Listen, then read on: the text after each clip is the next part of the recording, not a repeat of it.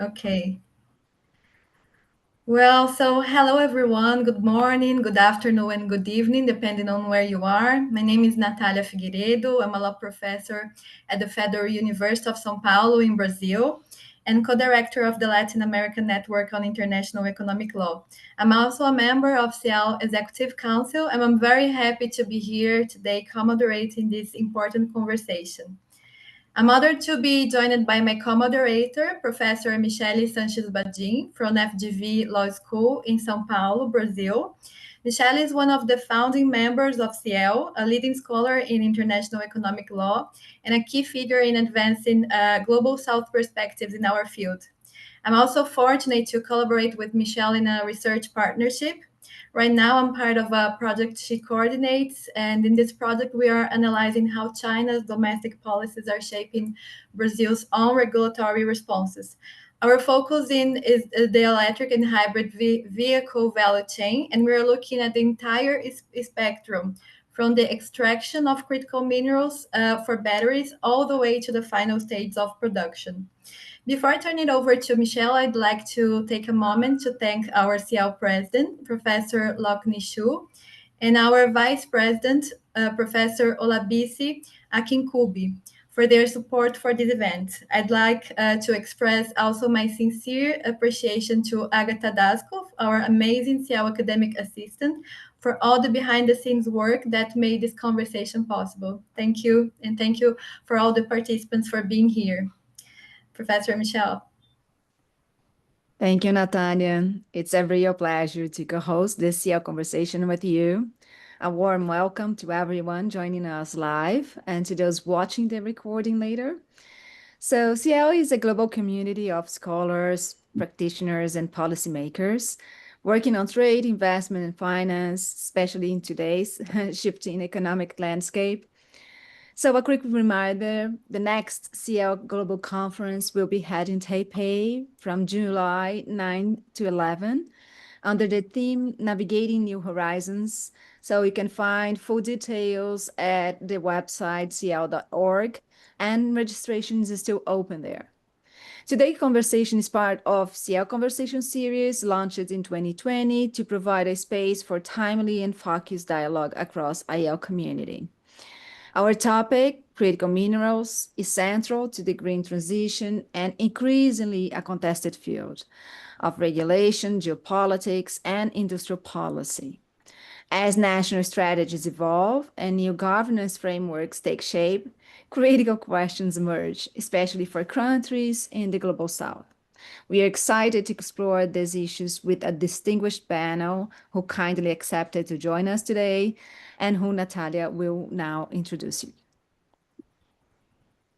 Thank you, Michelle. So we have here today, and we are very lucky to have with us today three outstanding speakers. First, Dr. Clovis Freire, Head of Commodities Branch at UNCTAD. We also have Dr. Nidhi Srivastava, Consultant on Critical Minerals at the UN Environmental Programme, and Dr. James Boafo, Lecturer in Sustainability at Murdoch University in Australia and Research Fellow at the Indo-Pacific Research Centre. We'll begin with a round of questions to our panelists, but we also encourage everyone in the audience to participate. Please feel free to submit your questions at any time using our Q&A box, and we'll bring them into discussion after the initial round. So let's start then our questions to our distinguished panelists. So first of all, Dr. Clovis, could you help us to set the stage of our discussions? And first, we would like you to briefly explain what critical minerals are and why they become central to the global energy transition. In addition, could you tell us a little bit what are the legal and economic challenges that arise in securing their supply, especially amid geopolitical tensions and price volatility? Well, thank you very much. Thank you, Natalia. Thank you, Michelle. Thank you, colleagues from CL for the invitation. I'd first like to say that it's a pleasure to be here. Thank you for the invitation to the UNCTAD, UN Trade and Development.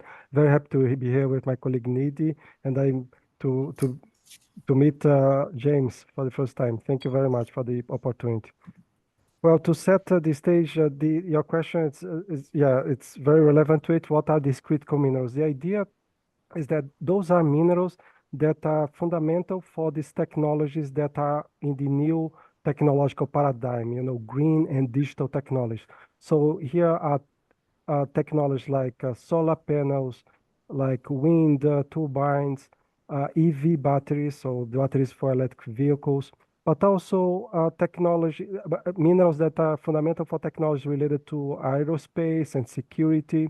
So rare earths that are used, for example, in these um, high performance permanent magnets that are used for many applications, for superconductors and so on. So those are minerals that are fundamental for the green and digital transition.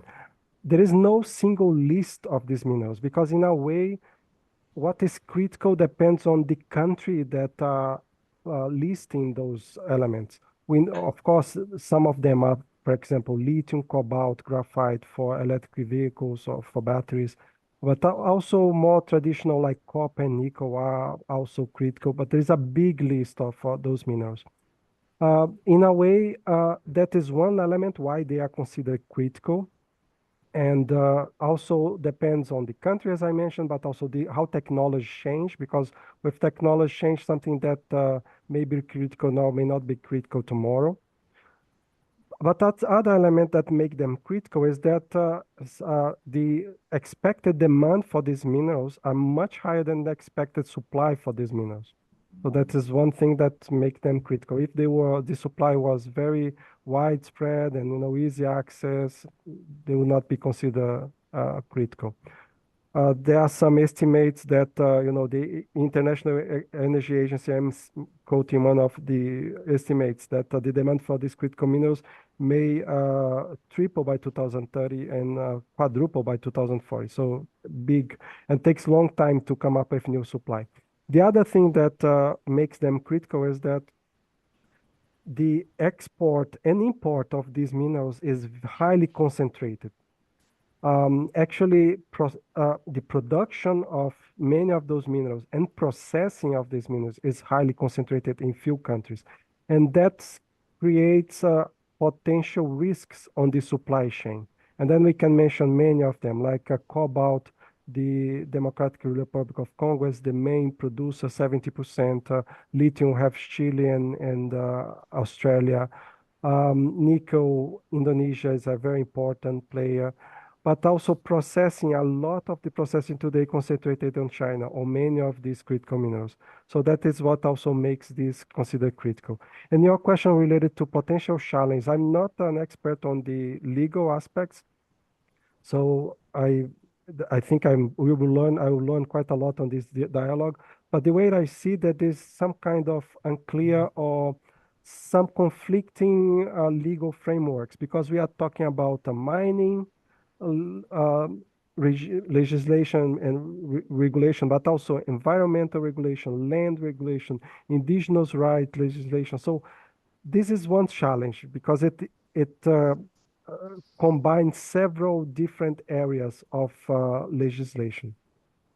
Another element is that not only on the national level, at the international level, you also have new requirements. And we can now, for example, mention some requirements. It's not only that, but on the European Commission, for example, the European Union, one of the uh, new things that will coming up is the EU battery passport that will have impact on the whole value chain, knowing where it comes from. So all things related to the environment, the social, the governance, and transparency and traceability. So that adds to the legal challenge.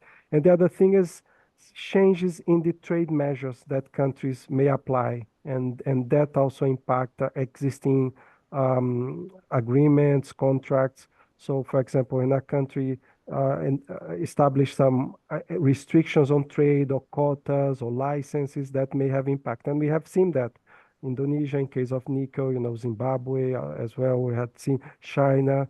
So those are some challenges. In terms of the economic challenge, price volatility for sure is one important one, because we need more investment on the whole value chain, from extraction, all the way to the production of these technologies for the green digital transition. But to invest, the investors have to have some clarity on what will be the price of for example, to invest on mining.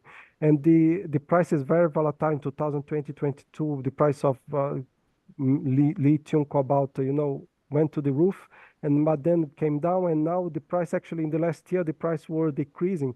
So in a way, it's good for the transition because the price of the minerals is lower, so it's easier to produce the technology. But on the other hand, it's difficult for investors to invest on new mining. So this is a problem.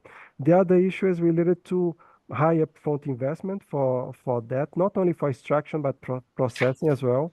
But I would like to highlight a very big problem is the risk of commodity dependence on these countries that are producers of these minerals.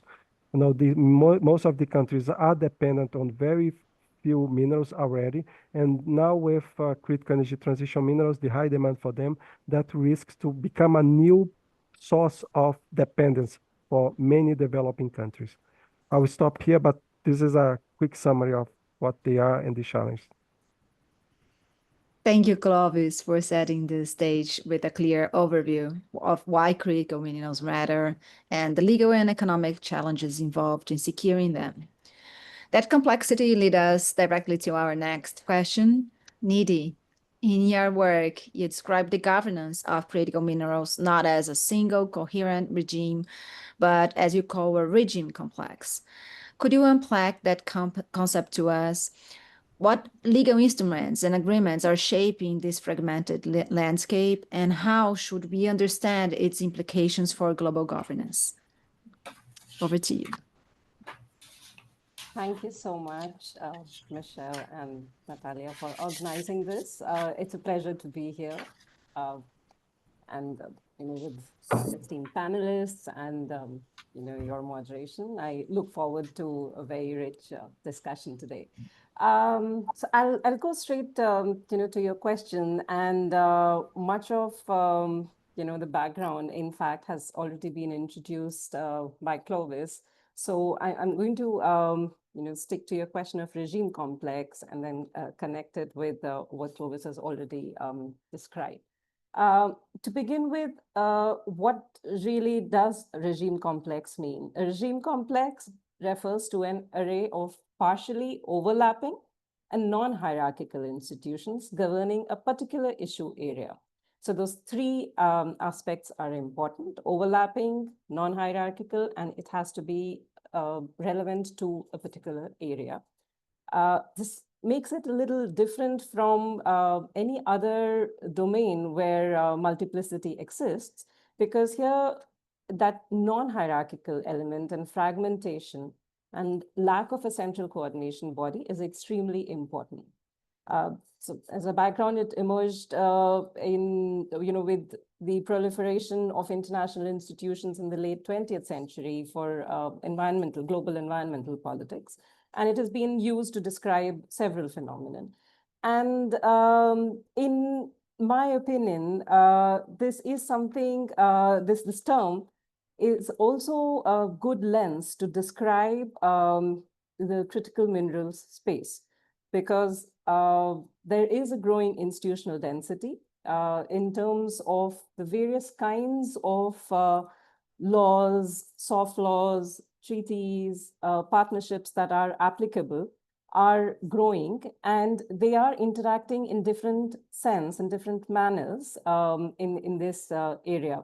So the main features of a regime complex, that is multiplicity, overlapping, lack of a hierarchy, all of these are very much visible here. And there is a diversity of interests and structures. We have states, corporations, civil society, international bodies, all engaging with these issues based on their varying priorities and specific focus areas. Last year, UNEP and UNCTAD, we did a mapping of the international institutions, partnerships, and initiatives. And until January, we found 147 such initiatives directly dealing with critical minerals. And I'm sure it has increased by now, in the last 6 months. It's very clear to see that there is, this diversity and existence of elemental regimes. And what I mean by elemental regimes is elements like trade, investment, transparency, environmental safeguards, human rights.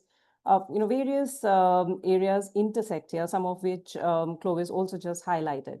And what is important to note here is that all of these elemental sub-regimes that I talk about, they overlap, but don't always align or converge. And that is something where international law, international partnership, politics become an important area. To your next question, which was, what single legal instrument or institution is driving this fragmented architecture? I'd say no one treaty or agreement shapes the entire critical mineral space, as I refer to these elemental regimes.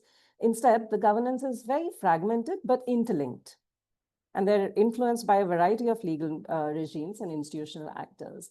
A part of this is because the way minerals have been historically governed, with the domestic governments having a large role due to sovereignty over natural resources, where the private sector and domestic governments played an important role, with a limited role for international institutions as compared to other natural resources, say like water.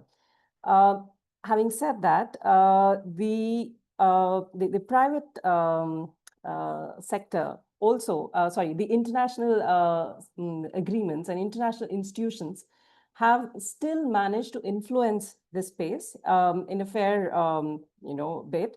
And these have been in the domain of trade.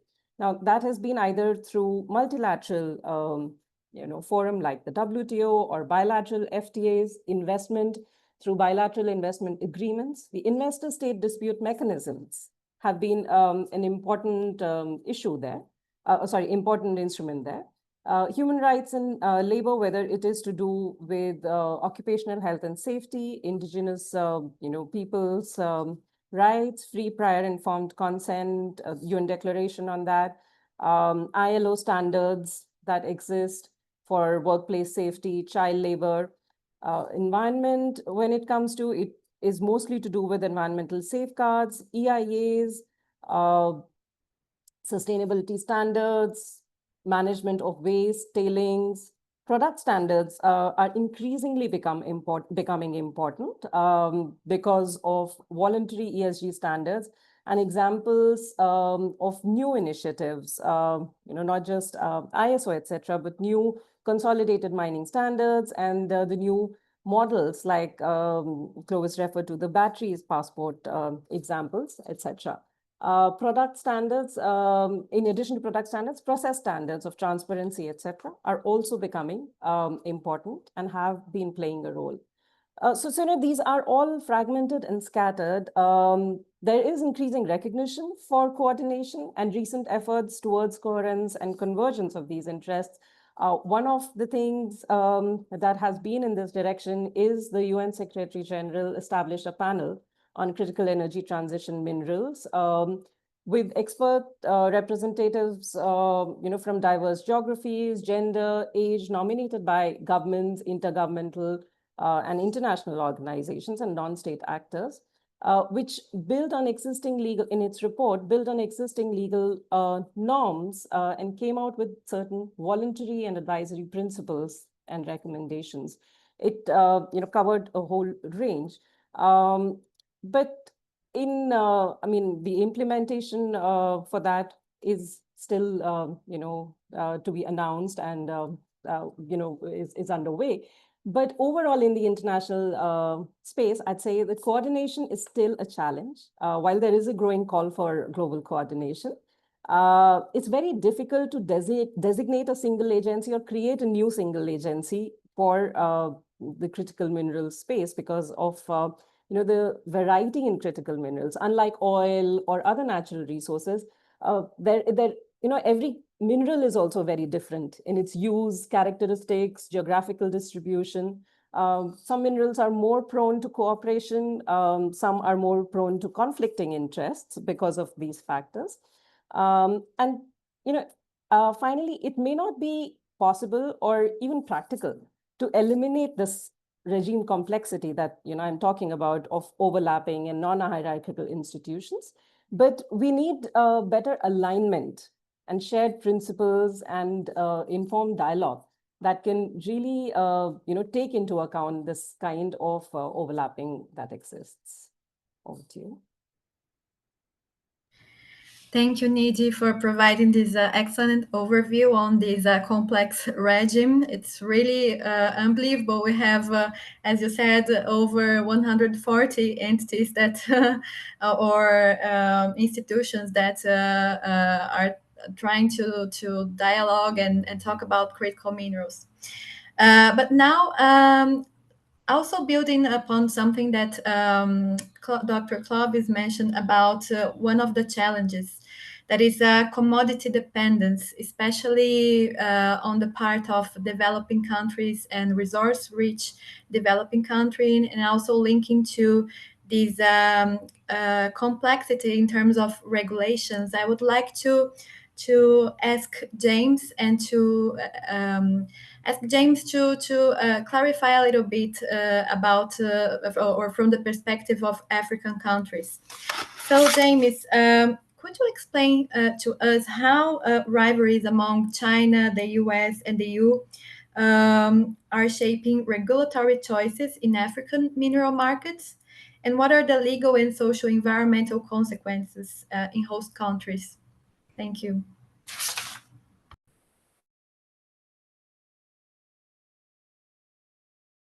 We cannot yet hear you, James. I think you're muted. Yeah. Sorry. Right. So thank you very much for inviting me to be part of this webinar. So I've just started researching on critical minerals in Africa and its complexity. And so I'm very happy to contribute to this discussion. So I am an early career researcher at Merrick University in Australia. Within the context of Africa, there's a lot happening. And as we all know, or from the literature, Africa hosts about 30% of these minerals. And so there is this geopolitical context between China, US, and the EU to secure critical minerals from Africa. However, currently, China dominates the critical mineral sector. In terms of the mining sector in Africa, China controls only 8%. But in terms of critical minerals, China dominates the sector. And they invest heavily in mining operations in the DRC, Zambia, and then Zimbabwe, and now Mali. I think the Chinese mining companies are investing in lithium production in Mali. And China is doing that because they have, for the past maybe 10 years, invested in domestic production, including developing technology for refinery and infrastructure. So almost all the critical minerals end up in China for refinery, and then for onward export to the US, to the EU, and other countries for these technologies. So within the critical mineral space in Africa, China dominates.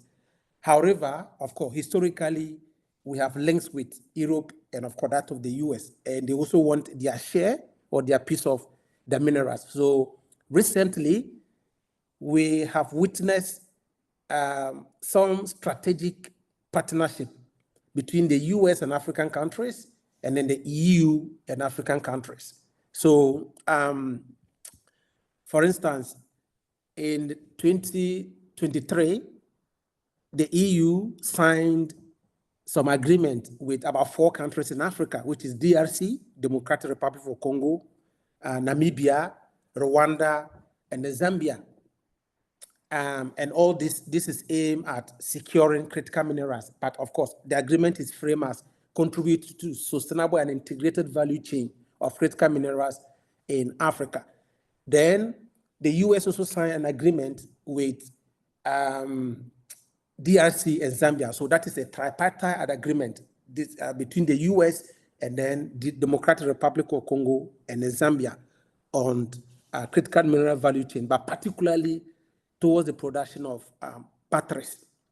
Yes, so we are seeing all this emerging in Africa, and not only the US and then the EU and China, but other countries. So currently, from 2019 till 2023, Africa has witnessed 100 bilateral and multilateral agreements on critical minerals.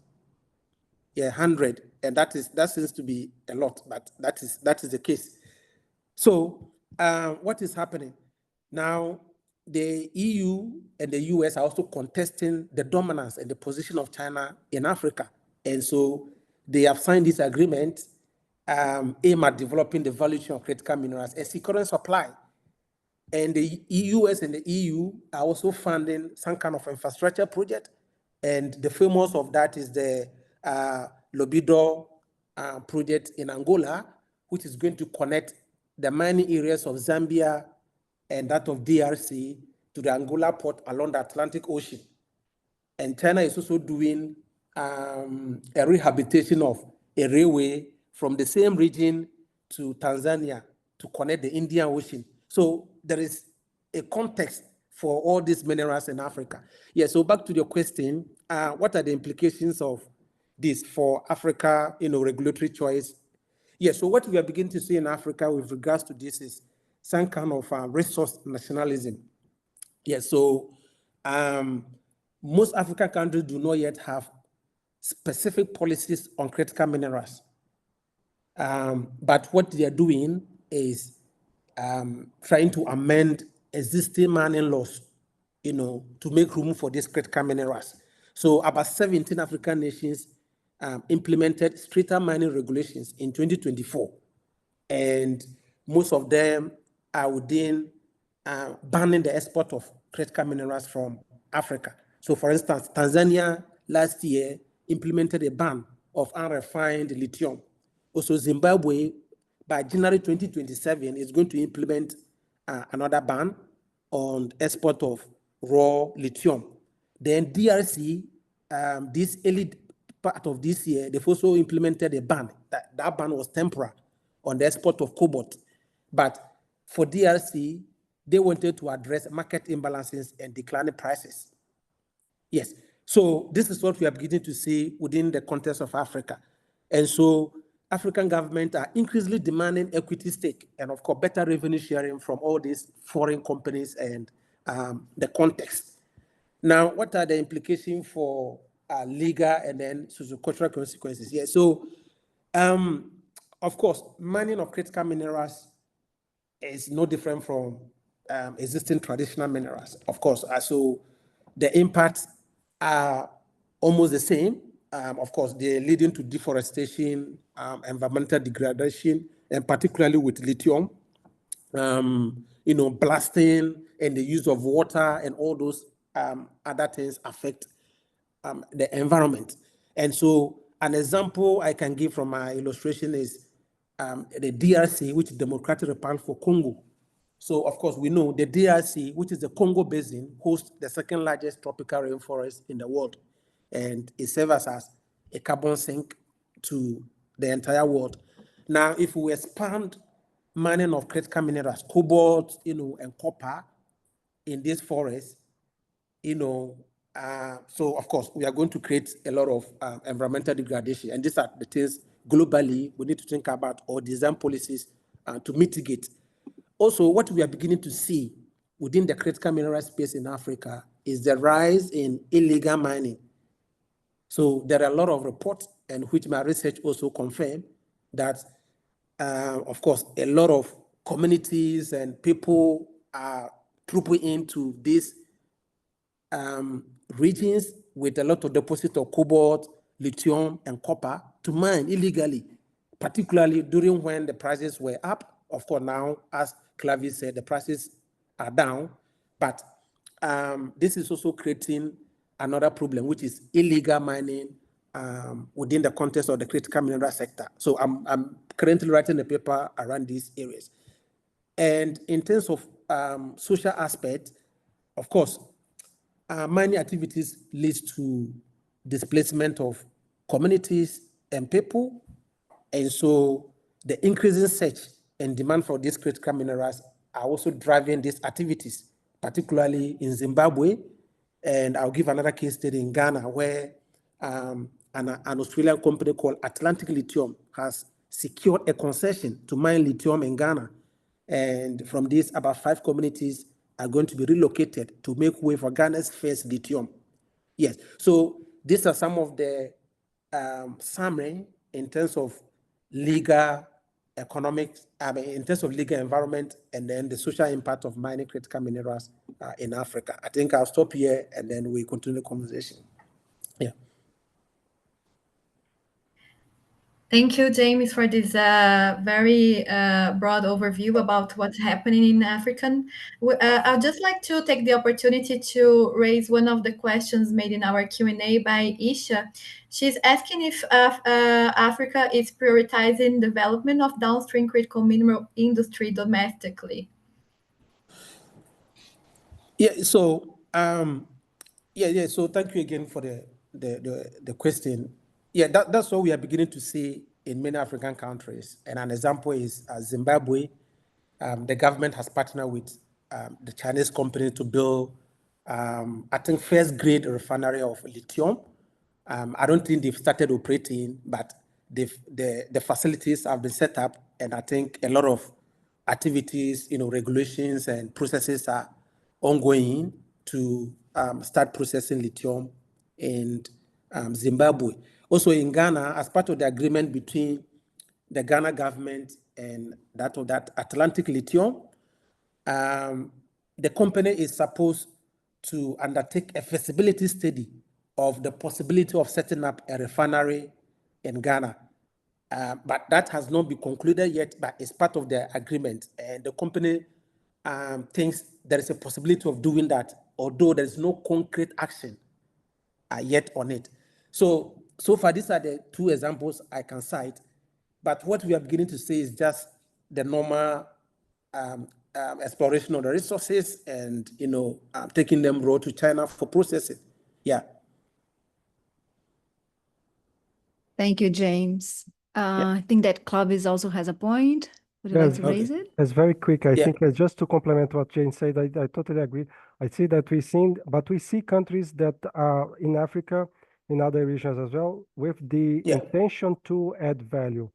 Of course, when we talk about add value, initially people in the mining sector, they may think that they're talking about processing beneficiation, so the next stages, and go all the way to the mineral, that battery grade mineral. But of course, we can even think beyond that in the value chain to the battery packs and electric vehicles and so on. And of course, each one of them are different actors in private sector. The mining company is very specialized on doing the mining, not necessarily on doing the further down processing that requires chemistry, capabilities, and so on. So that's one challenge of the aspect. But my understanding, James, is that at least the countries that we are dealing with in Africa, there is the intention to promote that. It's just the issue how to go about that. Is that the challenge? So maybe just a quick one. So most of the policies I'm beginning to see are, targeting local value addition and processing. That is correct. But of course, we have structural and internal problems in Africa, which we know already for decades, lack of technology, skills, and all those things. So it will take, a lot of policies, strategies to overcome these structures to start processing or to start, all these conversational ideas of value addition in Africa. And of course, like Indonesia, which is the largest processor of nickel, I think the Philippines want to follow suit. We can learn from their experiences. They've partnered with the Chinese government and Chinese companies, and they are doing a lot of stuff over there. So African countries can also learn from some of these experiences around the world. Thank you, James, for that insightful look into African mineral markets and the complex legal and social environmental implications for host countries, such as those in Latin America, as you see here. Clovis, building on that, let's shift to the strategies. I see that there are some questions about in the chat about how we are regulating that. I think that Nidhi can also help us addressing that. But thinking about how these major powers are using to reshape global supply chains, are we seeing a broader move towards friend-shoring or ally-shoring in critical minerals agreements? And how are these strategies taking legal forms through supply chain contracts, export controls, or preferential trade frameworks? We are all curious about that. You are also welcome to share any thoughts on recent developments, such as ongoing conflicts or shifts in global trade routes that may influence these dynamics in the near future? Well, thanks for this question. Yeah, I think James kind of addressed this question already when he mentioned the 100 agreements. So there we have been seeing this rise on interest for access agreements, and there are an alignment or kind of trying to be friend shore or access shore or ally shoring. Um, and you mentioned, James, right, the US, Zambia, DRC, and the Lobito corridor. We also have examples of the EU agreements that EU signed agreements with several countries in Africa, but not only them, other countries, Japan as well, with other countries in Southern Africa. What we see is that these agreements, as you mentioned, it's like it's more frameworks, and they are implemented as kind of soft law. So in terms of memorandum of understandings, MOUs, many times one challenge is that they are very opaque, sometimes not very transparent, or it's not totally clear what are in those agreements. One important aspect for the developing countries is really to use this rise of demand for critical minerals, to use these minerals as a catalyst for their structural transformation and development that will come through economic diversification. And in these agreements, these sometimes are just, at the end of these agreements, just saying that we'll support the diversification and structural transformation, but not without any concrete way to go about that. So these are the things that we see today. So also to add another layer of complexity on that, at the end of the day, countries can have these agreements, but the companies in the private sector are the ones that are really establishing the contracts. So then you have also this to add the complexity to this layer, right? So Yeah. I would say that there's a lot of the framework on and expression of interest and agreements between countries that create a framework on how countries may start to interact, but that really requires the private sector to be engaged on that. Well, I think James already mentioned many of these agreements. I had noted some of them here to mention, but it was on that. Something else that you mentioned, these trade routes, and it's very interesting how these things change quite a lot. I will give the example of Indonesia. Before Indonesia start to process nickel, most of the nickel was processed in China, and then you had basically you had a very concentrated processing in the value chain in China. Now that you have Indonesia doing it, you kind of diversify a little bit the value chain, and you have one more player on it. But at the same time, Indonesia also that is also processing the nickel. Indonesia found cobalt as well, and now is producing cobalt. And that also affects, the price of cobalt and the another value chain. Also, Indonesia is promoting the whole value chain, including electric vehicles. So Indonesia is now also an importer of other minerals. lithium, and so on. So it's very interesting to see that any new development of new actors becoming part of the diversifying this value chain create new dynamics in different value chains. So it's a very dynamic landscape that requires us to keep really a close eye on everything that's going on and trying to understand these dynamics. Back to you.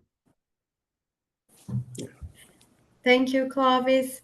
And now, building upon a little bit on the partnerships that Clovis mentioned, I'd like to ask Niji if now in trade and investments agreement involving critical minerals, we are seeing a shift from traditional national security exceptions toward broader economic security clauses. In addition, Nidi, I would like also to take the opportunity to raise a question in our Q&A that was made by our CIEL president, Professor Lockney. She's asking if you see trade agreements as perhaps a possible new frontier for norms or rules on critical minerals, trade, supply chains, and investment. And she also mentioned that some countries, for example, India, are beginning to think about such agreements for critical mineral activity. Right.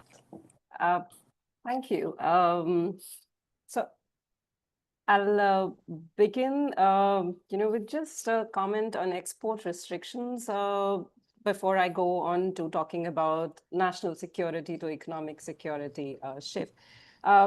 Following from the examples that James and Clovis have given on export restrictions, I think it's also interesting to see how export restrictions, either in the form of bans or taxes, have been increasing not only to promote domestic value addition, which has of course been, in case of Indonesia, Zambia, etc., but also to promote recycling and recovery.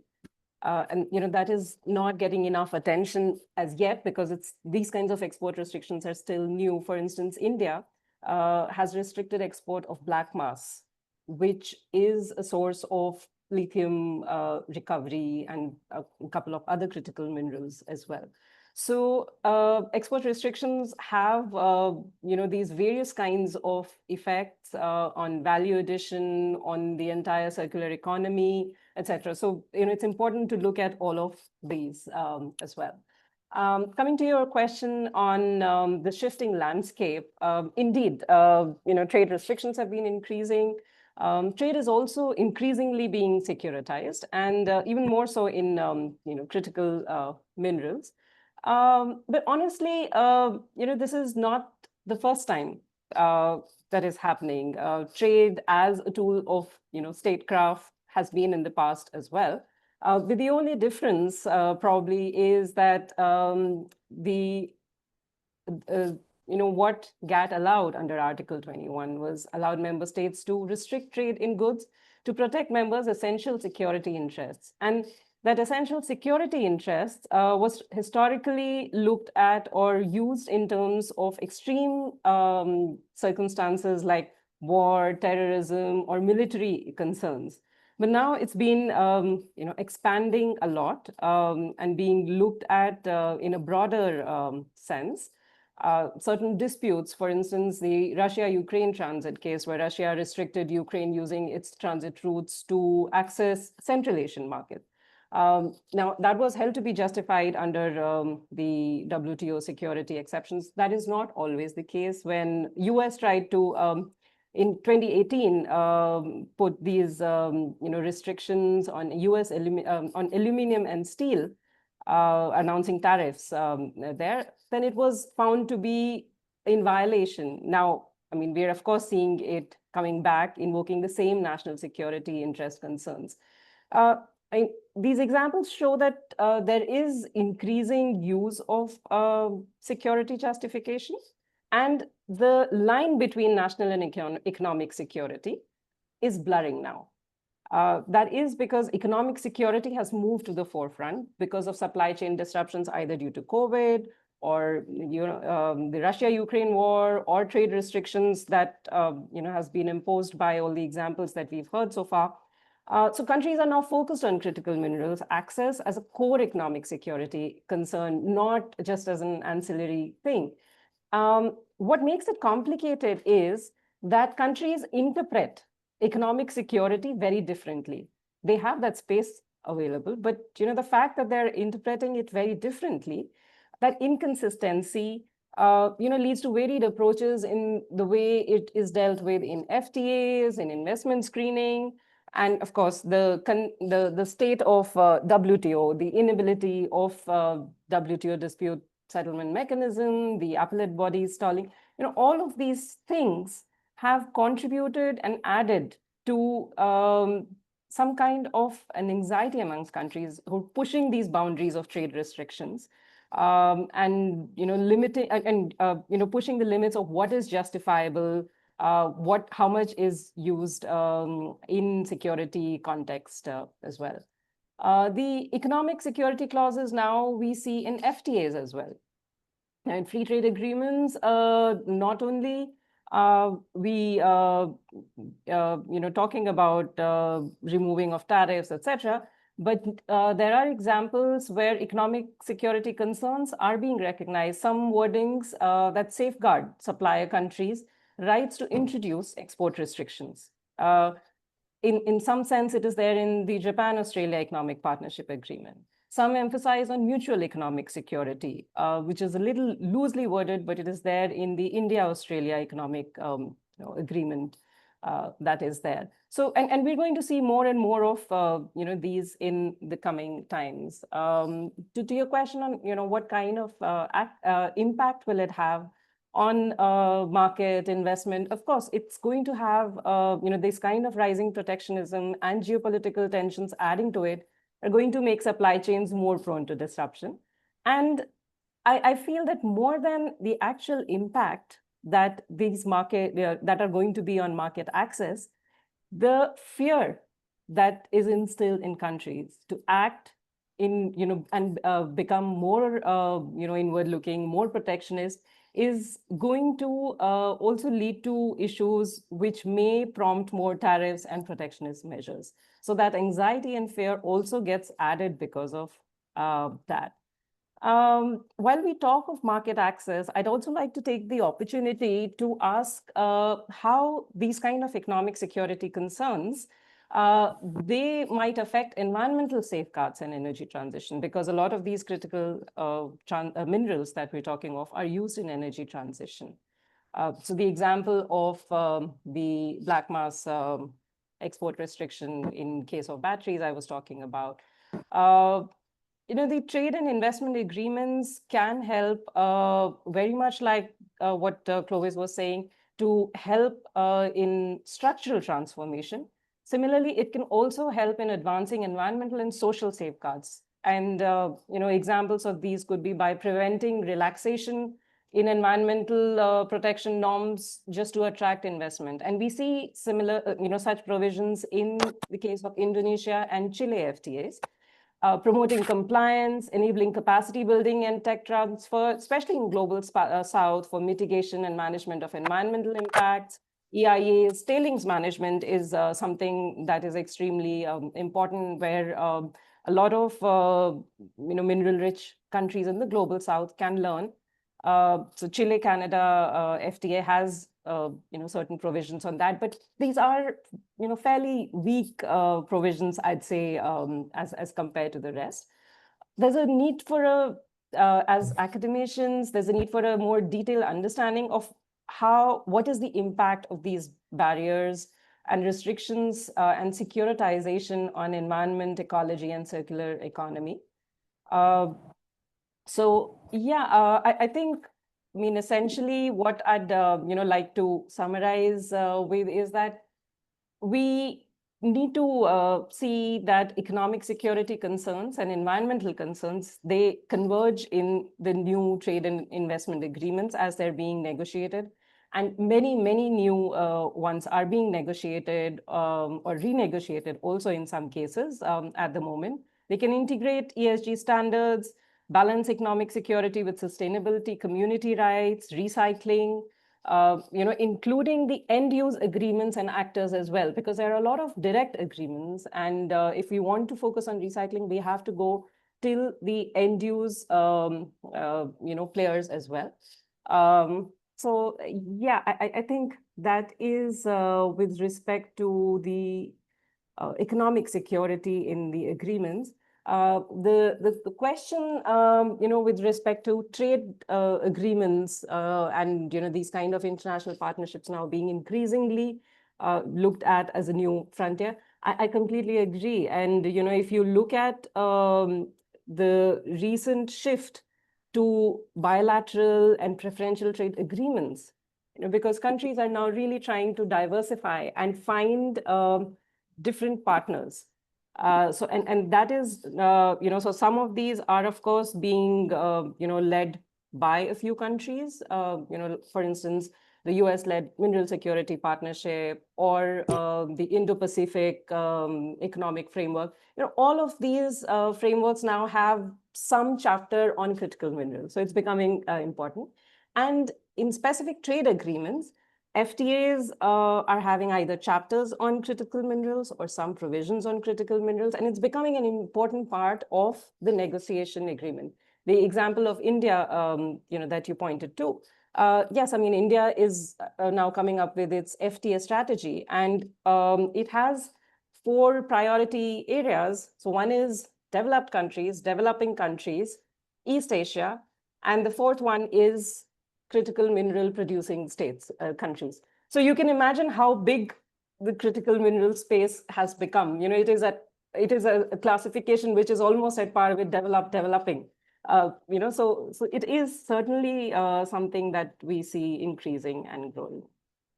I hope I've touched upon. It was great. Thank you, Nidhi. It was valuable insight into how economic security is shaping legal frameworks in trade and investment, along with additional ideas on how to operationalize these commitments.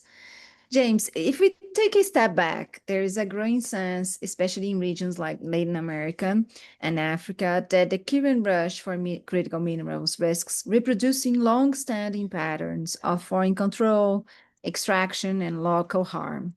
Do you see similar concerns emerging in Africa? Is there a scramble echoing a new kind of new colonial dynamic? And from a legal and institutional perspective, what reforms are needed to ensure fairer revenue sharing and stronger protection for affected communities? Are there any other examples, perhaps even success stories that might help point the way forward? I think that there is one question from the audience that can also add to that. One is from Aldona Ayub that asks you if you see countries trying to regulate state-owned enterprises as a roundabout way to regulate Chinese access to mineral markets, as China is so present in Africa. And from Frubi Akisanya, how do you implement greater transparency on the mining license distribution within countries, especially in West Africa, that are seeking to invest heavily in the critical minerals industry? So all these constraints that countries that are facing this increasing extraction are facing now, that deals with historical traumas, let's say, and alternatives to avoid that. To you, James.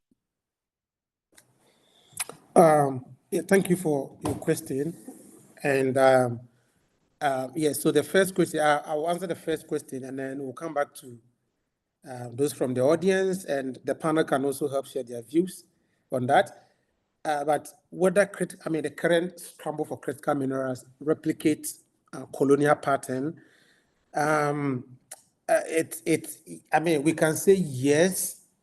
What we are seeing, it's similar to what happened during the colonial period, because what is central here is the competition for resources. And so during the colonial period, that was what we saw, the competition for resources, of course, driven largely by the Industrial Revolution. And we see this energy transition as also another stage of an industrial revolution, and all countries and their businesses wants to take advantage to be the lead in terms of renewable technology, processing of critical minerals, which China is already doing.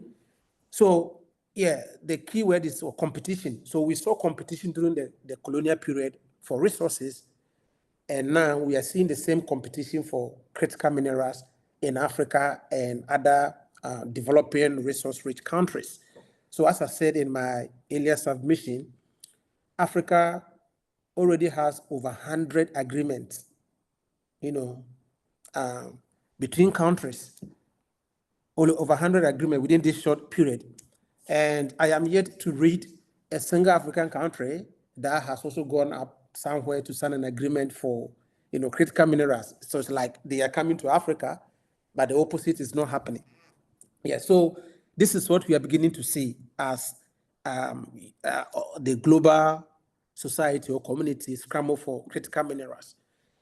Now, another pattern that is emerging in Africa is, which we've talked about already, and Clavis also said something about that, is the rehabilitation of colonial routes or colonial trade routes in Africa.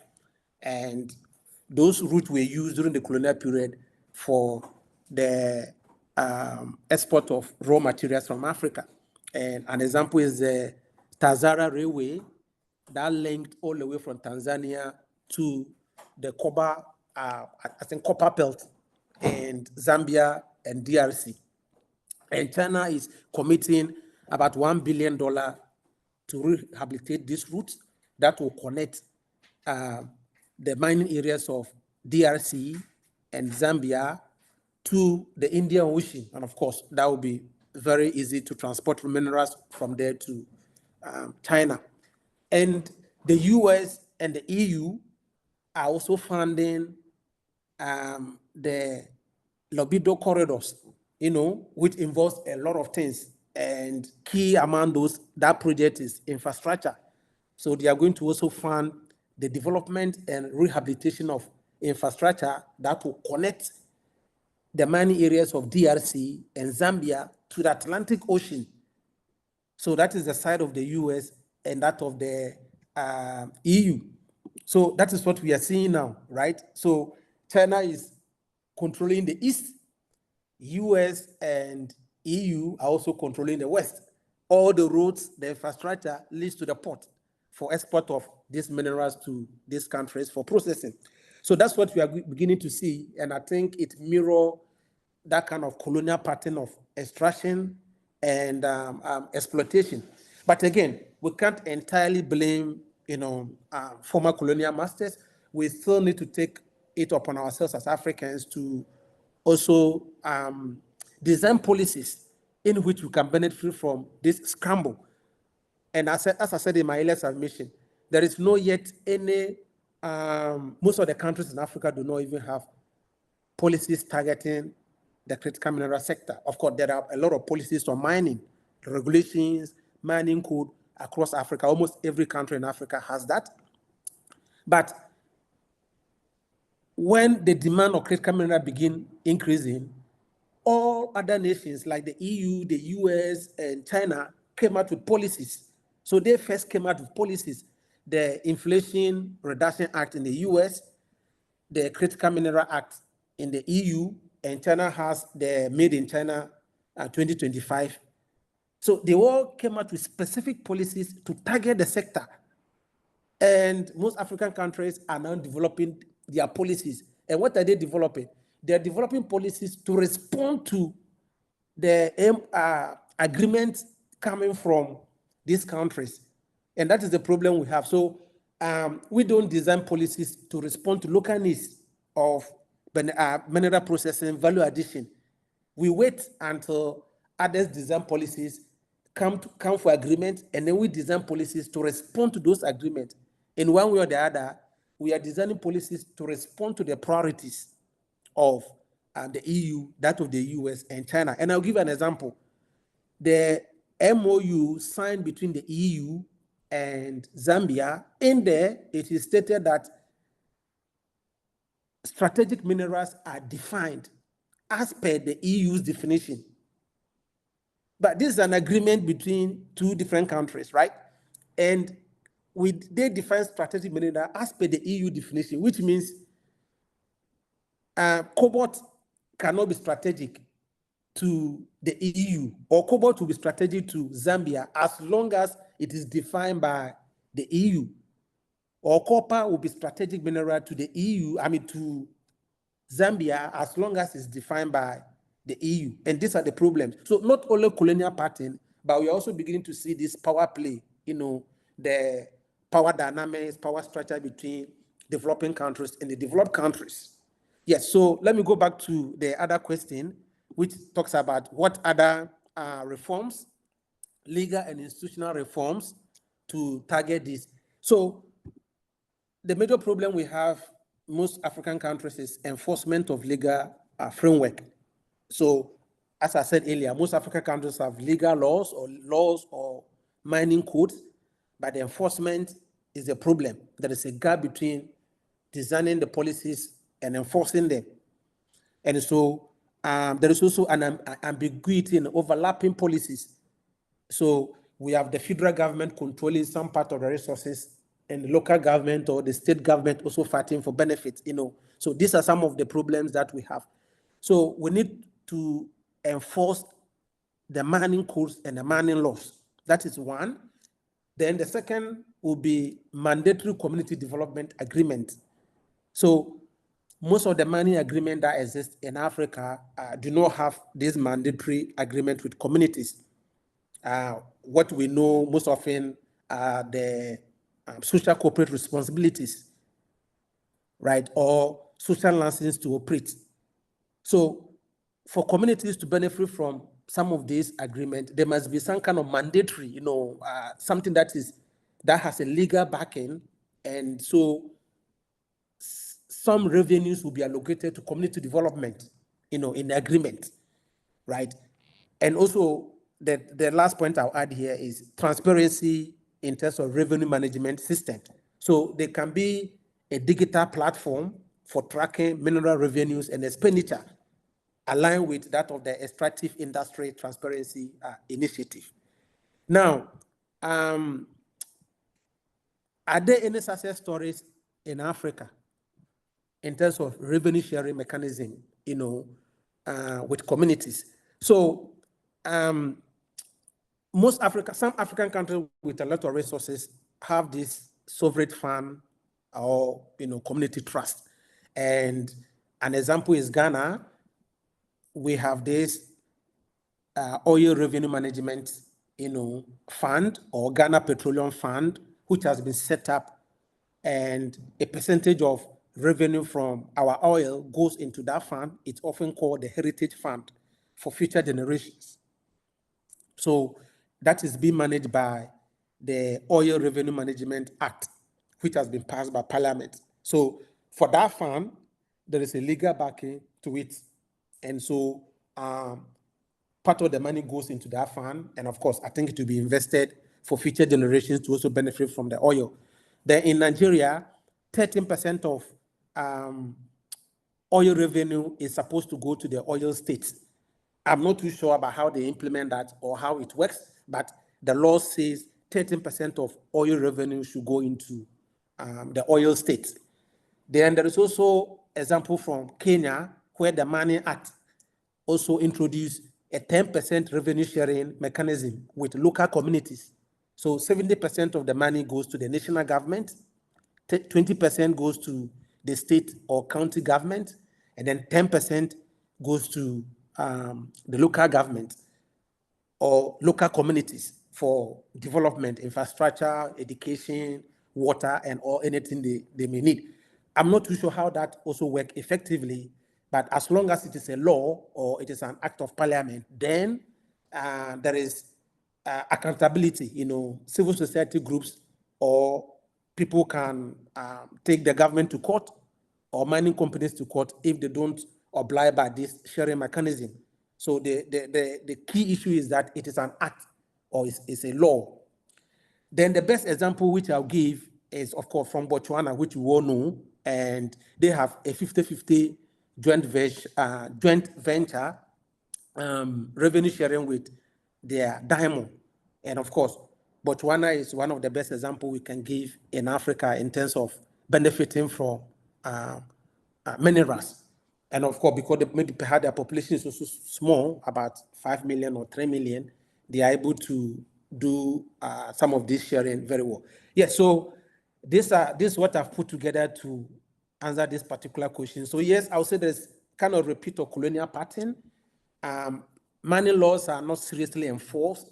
And so from my own point of view, I'm thinking this critical mineral should rewrite the mining laws, governance, and regulations in Africa. We'd have to wake up, we'd have to rewrite the entire story of resources in Africa through the high demand for critical minerals. The other question from the audience, well, if the panel can also help us share some views, I think that will also be interesting.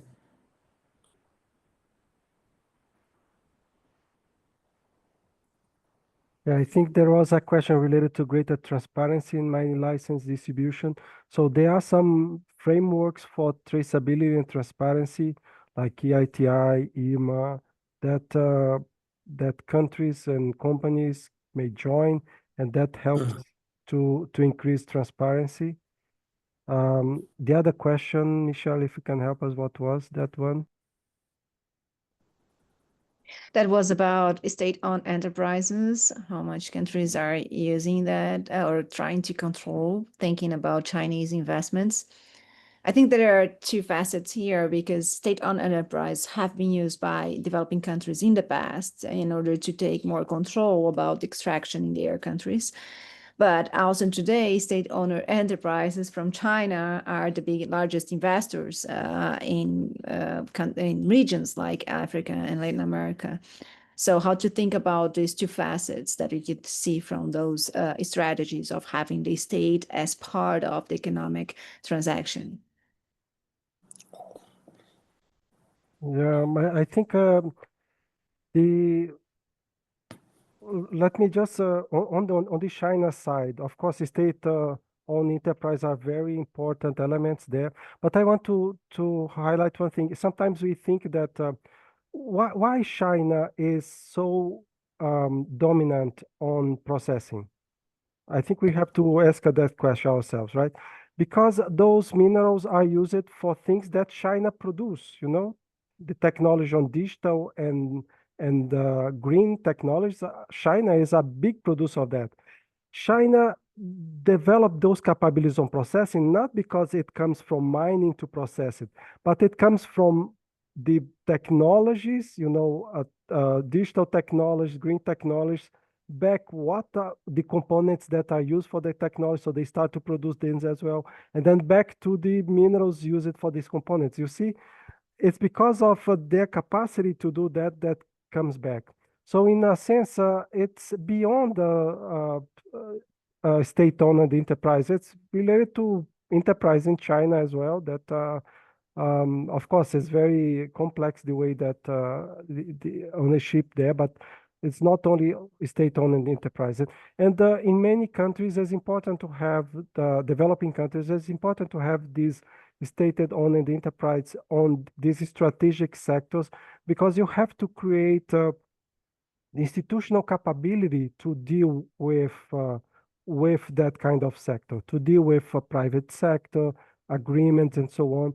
And to do that as a government, you have to have you have to create those institutions, sometimes state-owned enterprise, that where those capabilities are developed and accumulated and so on.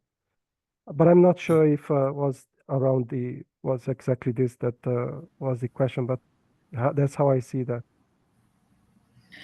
And also, just to add to this point, at least in Latin America, Chile and Bolivia are using state-owned companies to have more control over their resources and critical minerals. But thank you very much, James, for your response. And I also like to build upon this argument and also ask Clovis about this point that James was talking about. This, he gave very clear examples of colonial patterns, but he also shed light to the fact that developing countries have a role in breaking this pattern, right? So, from the point of view of UNCTAD, I would like to ask you, because UNCTAD's work always mentioned that developing countries should move beyond extraction. So, which legal and institutional tools, for instance, industrial policy, trade rules, or regional cooperation, can support this shift? And how does price instability challenge this strategy? So let me start with the final part, the price stability. So for sure, price instability is always a problem, particularly for countries that are dependent on commodities. Many of the countries depend on one or two commodities. So when the price of commodities go up, the economy goes well. When it goes down, is a problem with the economy. And that affects budget, everything else. So the way to get out of this is economic diversification, structural transformation. You add more sectors in the economy. You end up doing more mining. You know, it's not that you reduce what you are doing that in terms of commodities, but you add other things to the economy in a way that you don't depend on few commodities. So that's one thing. In terms of legal institutional mechanism, policy instruments, all that you mentioned are required. You know, industrial policy, trade agreements, regional frameworks. I think what is important for us to understand is that countries should understand that this is not a mining issue. Okay? So James already mentioned, Needy mentioned too, we are talking about a technological revolution. This is beyond mining. We have to understand through this as part of the whole process. So this is beyond mining. It requires a strategy, a developmental strategy of the country that is an industrial strategy that beyond only manufacturing, involves services as well, but is a country that has a start. So beyond a critical mineral strategy, actually you should have a development strategy that use the critical minerals as an important catalyst for that development. And countries have to understand that fact. Okay, I think it's the important thing. The way that we see that in UNCTAD is that when we go to countries, Latin America, Africa, Asia, policymakers understand that. They understand that they need to diversify the economies. They understand that they have to add value. What they need to understand, what they need to know more than that is how to go about that. You know, it's not what to do, but how to go about it. In UNCTAD, what we are promoting now, and we have a project now in 3 countries in Africa that we are using this approach in Zambia, Namibia, and Madagascar. We go to these countries and we help the country to identify opportunities for diversification with high potential, you know, based on what the country can produce today, what it will be able to produce tomorrow. You know, if in the country they produce, just to give an example, in the country you produce shirts and trousers, you can produce jackets because the capabilities are related. So we go to the country, understand what the country can produce, not only on the value chain of critical minerals, but in the industry in general. Because as I mentioned to you, when you think about value addition diversification, it's not only processing beneficiation. You're talking about manufacturing. It's precursors of battery materials, battery packs, EV, three-wheelers, whatever, you know, and technology for renewable solar panels. So you need manufacturing. You have to understand what the country produces today to see tomorrow. So we go to the country, help the countries to identify this with high probability, low-hanging fruits, 85 probability or more, and also that have high export opportunities in the international market, in the global market, the Africa Free Trade Area, in the sub-region, SADC, COMESA, so on. Yeah. We identify these products and we talk with the private sector and talk to them and ask, look, we came out of the analysis saying that this product could be produced here with high probability. Why do you think it's not produced yet? And usually you hear, the problem is skills, is taxation or finance and so on. And then we probe and ask how many people you need, what is the scale of production to be economically viable? How many people you could employ to meet that target of production? What is the usual share of men and women in this kind of production? What is the usual impact on the environment? Pollution of air and soil, and water. What are the services required? So we use that information from the private sector to prioritize those potential new products for diversification. And then we discuss the policies. And then we see what are the policy instruments required to make those products emerge. Instead of going to the country and do a needs assessment, a long list of things that the country has to fix. You have to fix all of this on infrastructure, in investment, in trade, in education, with the hope that if the country do that, you are able to diversify the economy.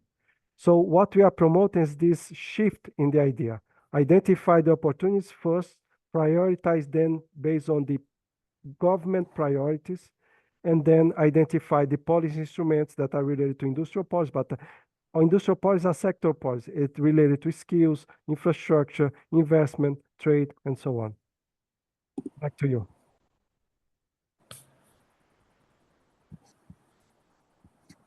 Thank you, Clovis, for this highlights the, the complex balanced resource-rich countries.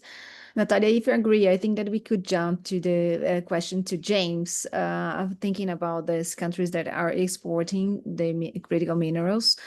And thinking, James, you've pointed that Africa lacks a unified legal strategy on critical minerals, and Clovis is just mentioning how countries can really get better prepared for dealing with this opportunity. In your view, what should a strategy include? Investment screening, benefit sharing mechanisms? You've mentioned a little bit about those community sharings, but are there other suggestions that you have on top of your mind? And what role could institutions like African Union and AFDB play, or other multilateral organisms that they also think can be important in that role? Okay. Thank you again for the question.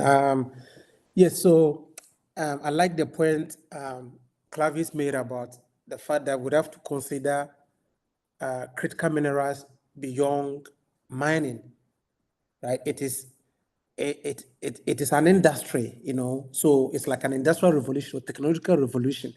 And so as part of my research, I have been looking through to see what kind of policies that exist in different countries about these critical minerals. And you don't actually find these policies on critical minerals, but they are policies on an industry. So an example is that of the EU. The EU has a policy called the Green Deal. Of course, the US, the Inflation Reduction Act, and China, made in China 2025. So back to the EU. Now the EU policy on Green Deal, as part of it, emerged the Critical Mineral Act and all those other strategic partnership or agreement with countries. So the EU is now looking for resources from global south or global north to drive this policy. And that policy is the bigger industrial policy, the next industrial revolution, which is the high-tech, energy transition, military, and all those kind of stuff. Yeah, so that is the problem most African countries are lacking. And as I said before, most African countries are now coming up with strategies on critical minerals. And these strategies are just responding to some of these agreements by China, by the EU, by the US. And again, these strategies are only addressing critical minerals, value addition, local beneficiary, and all those things. But we are not considering critical minerals as an industry or a revolution to design an entire strategy on it that can lead to economic transformation. Yes, so we can do a lot in Africa, most African countries that have those resources. And so the pillars of a unified legal strategy, one, of course, mining code for critical minerals that can be adopted by member states.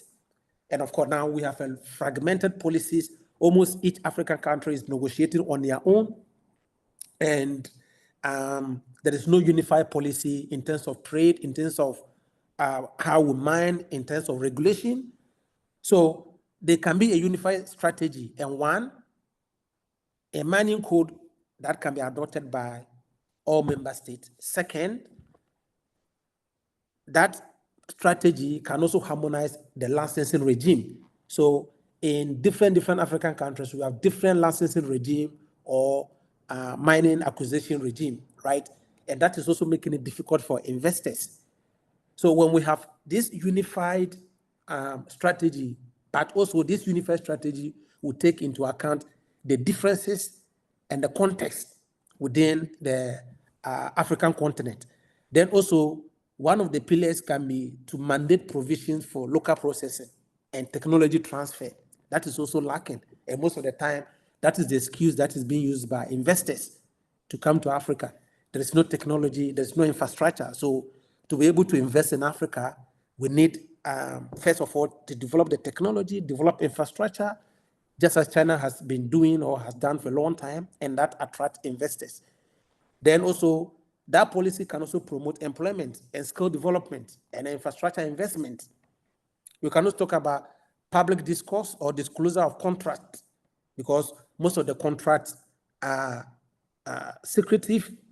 In fact, it's even difficult for academics to even assess what is in their contract and analyze them, civil society groups or policy analysts. And so we can have a unified system, like an online tracking system, where you can just log in and then you can see a contract between DRC and a Chinese company, and then read the terms and understand. And other countries can replicate. If it is a good contract, other countries can use the same terms and conditions to negotiate their deals. So we can have a unified strategy that will fall on these pillars. And the last one I'll talk about is to promote collective bargaining. And I think I'll be talking about this in my next answer, which is the role of the AU and then the African Development Bank. Yes, so to me, these are the pillars of a unified legal strategy for critical minerals. But again, we have to go beyond just resource extraction or even local processing and beneficiation to a bigger context of turning critical minerals into an industry. And in fact, Africa has almost all the resources we need for this energy transition. So we don't need to import from any other continent, right? There's nickel, there is lithium, there is cobalt, there is cotton, there is rare earth element, although they are found in different countries. Yes. So we can import from each other, we can trade among each other, and I mean, we can transform a whole sector, just as Clavis was given an example in Indonesia. Now it's like it's an industry, right? They started with nickel, they are doing copper, and they are doing EV batteries. And very soon over there, they use a lot of these scooters and motors, so they can produce EV batteries for those scooters instead of importing from China or importing from Europe. So these are some of the things. Now, what is the role of the AU and then the African Development Bank, which is very interesting? And so, first of all, the AU can provide policy leadership. So the AU can set up a strategy for direction for mineral governance, because of course they have all the experts, they do all the research, they consult with other regional organizations like the EU and around the world. And so they can provide this kind of expertise to lead policy development within Africa. Then they can also harmonize all the mining codes. So they can facilitate the drafting of a continental-wide mining code that can and it will be promoted for adoption. And another one which is key to me is diplomatic coordination. So I was giving an example about the EU. Now the EU is negotiating on behalf of its member states in Africa. And so all the agreement I read, EU against Ghana, EU against Zambia, EU against DRC, and the agreement read the same, the texts are the same, the contexts are the same, right? That's what I'm beginning to see in all these agreements. And so the EU does not even take into consideration the differences in all these countries. Now, what is important in them is that the EU is looking for one thing. So instead of individual African countries negotiating with different EU member states, the EU is doing it on their behalf. And that is what we lack. So now the EU is in with different countries with different agreements. So if you have the AU as a diplomatic lead to negotiate on behalf of most African countries, I think that will also help in one way or the other. Of course, we cannot neglect the differences between the African countries. But at the end of the day, we want to promote an industrial growth, economic transformation. Then we can also talk about monitoring and evaluation. So the AU can also establish a mechanism to track implementation and compliances across its member states. And then the final one, which I will talk about, is financial infrastructure by the Africa Development Bank. So the Africa Development Bank can also, implement strategies aimed at financing infrastructure and value chain development within Africa. So the AU currently has a strategy on critical minerals. It was adopted, I think, early part of this year or late last year, and that strategy sort of set up a roadmap for value addition, regional industrialization, and climate resilience. And so I would think African countries that have not yet developed their critical mineral strategy can, drive or draw some kind of experiences, expertise from this strategy. But of course, there is no legal backing to it. It's just a strategy to guide other countries. Unlike how the EU is unified with a lot of legal backing, they have the EU Parliament that debate on some of all these issues before they go out for negotiation. Yeah, so this is my summary, and this is what I want to see going on in Africa to actually translate critical minerals into prosperity or economic transformation in most African countries. Thank you very much, James. In Latin America, we have the same discussion. That's very important to have countries negotiating together. And Argentina and Chile are spreading this idea of creating a coordinated group of countries that are resource rich in lithium to negotiate agreements. So we are now running out of time. I just would like to address the last two questions of our Q&A, initially to Niji, but Clovis and James, feel free to jump in. We have here, Niji, two questions that we would like to make. The first one is regarding the EU New Critical Raw Materials Act. Do we have any governance lessons to draw from this instrument? And the second one is related to this club formation in critical minerals. Beyond bilateral trade agreements, how can we understand or improve club formation in the area, such as the Mineral Security Partnership? Thank you. Both are very interesting questions. The first one regarding lessons from the EU Critical Minerals, Critical Raw Materials Act. I think a very important aspect there is the holistic approach that it has. The examples that James cited of legislation from African countries, they are focusing on certain aspects, say only mining or mineral development. But the EU Critical Raw Materials Act has a multi-pronged approach, right? So it talks about exploration, extraction, processing, recycling, and that is all at domestic level. At the same time, it also talks about securing minerals or raw materials from other jurisdictions. So the fact that it looks at the entire landscape, I think that is something that is worth exploring and looking at and contextualizing for our different resource producing countries context as well. The other thing is a good example is that of the focus on financing. and this element of identifying regular identification of strategic projects, because that ensures that whatever funding or focus is there, it is streamlined. Of course, it has challenges because the kind of strategic projects EU has shortlisted, it also, is sometimes subject to opposition or criticism, but at least there is a conversation there. It is in public domain and people can question it, discuss it, and influence it. A dedicated institutional mechanism also helps to address, some of the issues that we talked about, either negotiation or, facilitating access to either resources, technology, knowledge, information, data, all of that. So it talks about the Critical Raw Materials Board. So, those are some of the examples that I think we could learn from there and try and see if any one of those are relevant for, our other domestic contexts.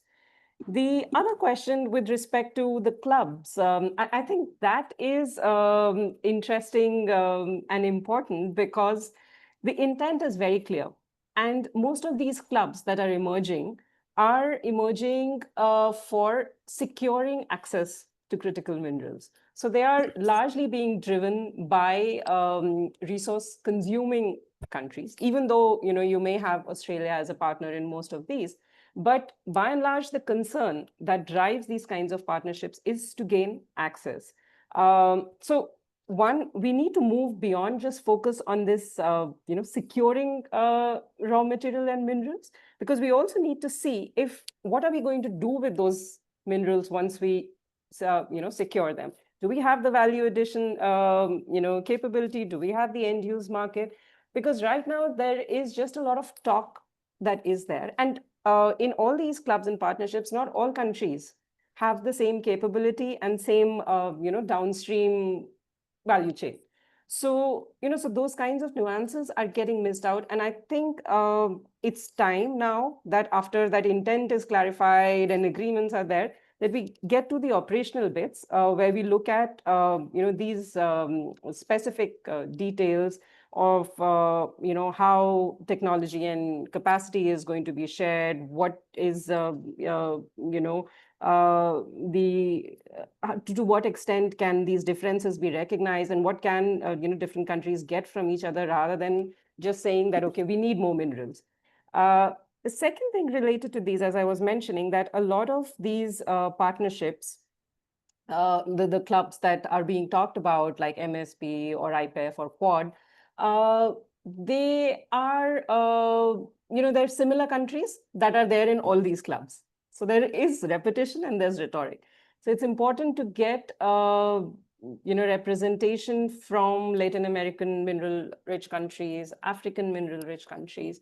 And that is why there is a need for more South-South cooperation and regional, clubs that can really, as, James was talking, help in putting forward a regional approach or position. I think that is something that would be useful to look at, to go beyond what is already being talked about in these clubs. And so, for instance, the MSP, it also, I don't know if it still is after the changes in the US government, but it was funding projects related to critical minerals. But those projects also were, geared towards interests of a certain, certain few countries and, industries, but not looking at the overall picture. So, yeah, I mean, these are some of the things that I think we could look at. Over to you. Does anyone would like to add any point on this last question? So unfortunately, we've reached the end of our allotted time. So we've tried to address most of the questions we received, but I truly hope we can continue this dialogue in future opportunities. This is a topic that deserves our full attention, as we see, especially given the complex legal challenges emerging from the global energy and digital transformations. Thank you all for this rich and thought-provoking contributions and for such rich and interdisciplinary contribution from geography and engineer to our SIEL conversation. We've generally learned a lot today, and I'm sure our audience too. Finally, I would like to express my heartfelt gratitude to the wonderful SIEL Conversation team supporting us in this initiative, including Agatha, Olabisi, and our president, Lockney. So, Natalia, it's over to you. Thank you. Thank you so much to our speakers and to everyone who joined us today from different parts of the world. We learned a lot from our panelists today. Special thanks to CL for making this conversation happen. And just a reminder, we'd love to see you in Taipei in July for the CL Global Conference. And also stay tuned for other CL conversations. And we hope today's session brought new insights and questions to this evolving topic. Okay. Thank you very much. And I hope you have a good day. And thanks, James, because I know it's late for you too. And thanks a lot, Niji, Clovis, Michelle, Agatha, everyone. Thank you, colleagues. Thank you. Thank you. Thank you all. Take care. Pleasure. Thank Bye-bye. you. Bye. Bye-bye.